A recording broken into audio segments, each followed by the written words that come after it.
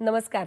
आज आहे जागतिक महिला दिन आणि तुम्हाला सर्वांना आयबीएन लोकमत तर्फे महिला दिनाच्या मनपूर्वक शुभेच्छा. अगदी गावखेड्यातल्या लोकांपर्यंत टीव्ही पोहोचतो हे लक्षात घेऊन आयबीएन लोकमतनं या महिला दिनाला एका अशा विषयाला हात लावला की जो ज्याच्याबद्दल आपण कधीही बोलत नाही. या मुख्य विषयाला वाचा फोडली आमच्या रिपोर्टर्सनी. स्त्रियांच्या मासिक पाळीबद्दल अगदी खुलेपणानं बोललं जावं म्हणून आयबीएन लोकमतनं न सांगितलेल्या गोष्टींचा प्रयोग केला आणि म्हणून आज आपण बोलणार आहोत अधिक या गोष्टींबद्दल, कारण या सर्वाबद्दल मासिक पाळीबद्दल आता तरी खुलेपणानं बोलायला हवं.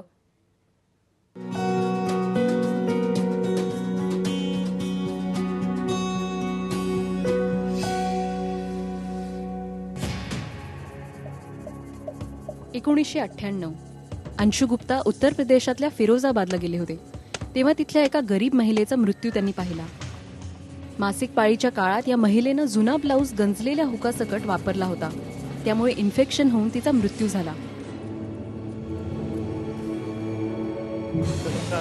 या घटनेनं अंशु गुप्ता हादरले आणि त्यापुढचं त्यांचं पूर्ण जीवनच बदलून गेलं. त्यांनी त्यांची कॉर्पोरेट क्षेत्रातली नोकरी सोडून 1998 मध्येच गुंज या संस्थेची स्थापना केली. या संस्थेचं ध्येय होतं मासिक पाळीच्या काळात गरीब महिलांना सॅनिटरी नॅपकिन्स पुरवणं. तुम्हाला आश्चर्याचे धक्के बसतील. जर तुम्ही भारतातल्या खेड्यात फिरलात तर तुम्हाला आढळेल की अजूनही कित्येक गावात स्त्रिया मासिक पाळीच्या काळात वाळू, राख, जुन्या बॅग्स, वर्तमानपत्र वापरतात, तर काही भागात पॉलिथिनही. अंशु गुप्ता यांनी सुरुवात केली ती नवी दिल्लीतल्या एका छोट्याशा खोलीतून. कपड्याच्या छोट्या छोट्या 67 तुकड्यांशी. त्यांचं कॅम्पेन होतं अतिशय साधं, जुने कपडे दान म्हणून मागणे. त्यानंतर हे कपडे कापण्यासाठी, धुण्यासाठी आणि सुकवण्यासाठी त्यांनी महिलांचं एक युनिटही तयार केलं. असे घरगुती सॅनिटरी नॅपकिन्स खेड्यातल्या गरीब महिलांपर्यंत पोहोचवण्यात येत. आम्हाला वाटतं की आपल्या आजूबाजूला किती प्रमाणात कापड फुकट जात असतं आणि त्यापासून सॅनिटरी नॅपकिन्स बनवण्याची प्रक्रिया अतिशय सोपी असूनही या गरीब महिलांवर अशी वेळ काय यावी. दर महिन्याला गुंज 20,000 किलो जुने कपडे गोळा करते. दिल्ली, मुंबई, चेन्नई, हैदराबाद, जालंधर इथं गुंजचे कलेक्शन सेंटर्स आहेत. पण हे सुद्धा त्यांना अपुरं पडतं. अंशु गुप्ता यांना एकेकाळी लेखक व्हायचं होतं. आज त्यांनी अशी एक जगावेगळी कहाणी लिहिली आहे की ज्यातून जगाने दुर्लक्षलेला मुद्दा समोर आलाय. आणि ही कहाणी फक्त शाब्दिक नाही तर वास्तवातली आहे. आणि या संदर्भात या न बोललेल्या गोष्टीबद्दल बोलायला आपल्या सोबत आहेत अंशु गुप्ता.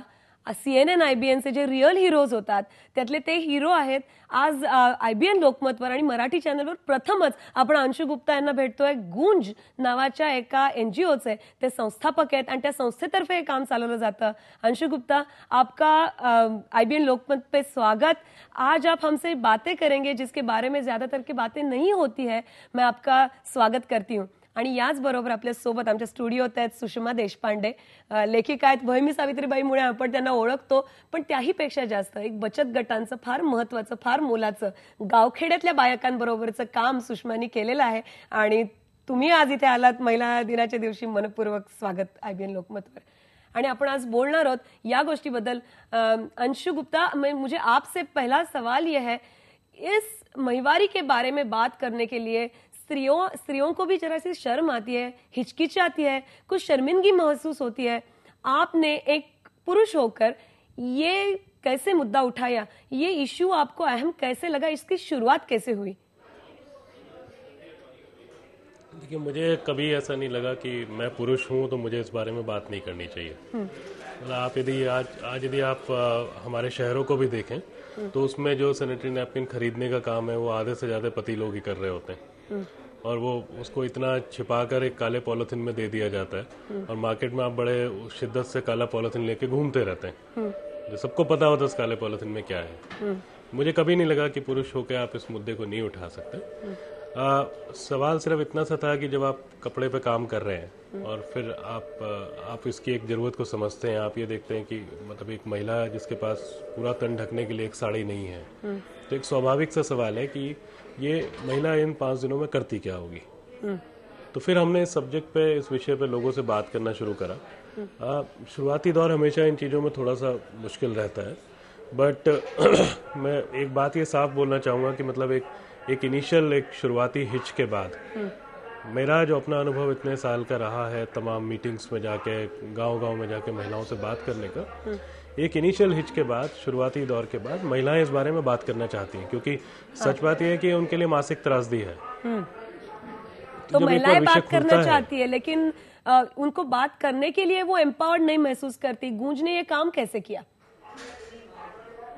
नहीं, हम गए, हमने उनसे बोला, हम मतलब आप सोचिए कोई 1 घंटे जब हम बातचीत करते हैं तो उसमें 40वें मिनट पे जाके कहीं हम नैपकिन के बारे में बात करते हैं। पहले 40 मिनट हम उनको कपड़े के बारे में बताते हैं कि कपड़े की वजह से क्या क्या आपको दिक्कतें आ रही हैं। और उसके बाद जैसे ही इस मासिक का सवाल उठता है तो उस समय फिर महिलाएं, मतलब वो ठीक है, कुछ महिलाएं हिचकिचाएंगी, कुछ महिलाएं सिर झुकाएंगी, कुछ महिलाएं मुस्कुराएंगी, हंसेंगी, बड़े अजीब अजीब से जेस्चर्स होते हैं सबके। खासतौर पे सभी सारे जेस्चर में एक शर्म नाम की चीज होती है उनमें, बट धीरे धीरे खुलती हैं और एक जगह से हम सीखते हैं तो दूसरी जगह उसी चीज को अप्लाई करते हैं। बट हमने, वही मैं आपको बता रहा हूँ कि बेस चीज हमने ये मानी कि यदि आप महिलाओं से बात करोगे तो क्योंकि ये उनकी मासिक समस्या है, क्योंकि इसके बारे में कभी वो इवन अपने पति तक से बात नहीं करती हैं और अपने घर में किसी से बात नहीं करती हैं, तो जैसे ही उनको एक आउटलेट मिलता है तो वो इस पर बात करना चाहती हैं हर हाल में। तो वो बात करना चाहते हैं। ये तो अनुभव मेरा रहा है। हाँ, और हमारे साथ यहाँ सुषमा है। सुषमा, बायका बोलायला आधी घाबरतात आणि त्यांनाच खूप लाज वाटते आणि मला पाळी आहे, अंगावरती जातंय, अशा तऱ्हेचं, त्यापेक्षा त्या माझं डोकं दुखतंय, अंग दुखतंय, असं काहीतरी कारण सांगतात। तू गावातल्या बायकांबरोबर काम करताना काय अनुभव आहेत? मुळात पाळी हा विषय असा आहे की त्याच्यावर त्यांची बोलायची इच्छाच नसते, कारण जन्माला आल्यापासून खरं त्यांना म्हणजे शू करायला गेलीस तर ती सुद्धा आवाज न होईल अशी कर, अशा पद्धतीचा त्यांच्यावरती संस्कार असतो आणि त्याच्यामुळे हे बोलायचं नाहीये, ह्याबद्दल काही सांगायचं नाही, हे सगळं गुप्त आहे आणि गुप्तच ठेवायचंय, ही इतकी पक्की भावना त्यांच्या मनात असते की पाळी हा विषय जरी आपण मीटिंगमध्ये काढला, तुमच्या मुलींशी तुम्ही बोललात का असं विचारलं त्यांना, तर त्या आता अंशुजी गुप्तांनी सांगितलं त्या पद्धतीने कोणी हसतात, कोणी काहीतरी काय, अशा पद्धतीने वेगवेगळ्या रिॲक्शन्स त्यांच्या येतात चेहऱ्यावरती आणि कोणीही बोलू इच्छित नसतं। मात्र आपण हळूहळू त्यांच्याशी तुमची पाळी तुम्हाला आठवते का पद्धतीने बोलायला सुरुवात जर केली तर मात्र त्यांना असं लक्षात येतं की आपल्या मुलींना आपण सांगायला पाहिजे, आपल्याला कोणीच सांगितलं नव्हतं। त्याच्यामुळे मुळातच पाळी हा विषयच मुळात त्यांची बोलायची तयारी नसते। त्या काळात होणारे त्रास आणि मला जास्त जाते अंगावरनं, पांढरं जाते, कमी जाते, हा तर विषय फार लांब पुढचा गेला। त्यांना आधी सुरुवातीलाच बोलायला वाटतं। गूंजचं जे काम आहे सगळं, ते सगळं उत्तर भारतात जास्त करू नये। तिथे गावखेड्यातल्या बायकांचा मृत्यू अंशुजींनी जेव्हा स्वतः बघितला डोळ्यांनी, तिथे एक बदलाला सुरुवात झाली। पण आज भारतातल्या सर्व्हायकल कॅन्सरच्या पाठीमागे ह्या तऱ्हेचं पाळीकडे होणारं प्रचंड दुर्लक्ष आहे। काही बचत गटांच्या, यात तू अनेक बायकांबरोबर काम करतेस, काही जागृतीची सुरुवात होतीये का?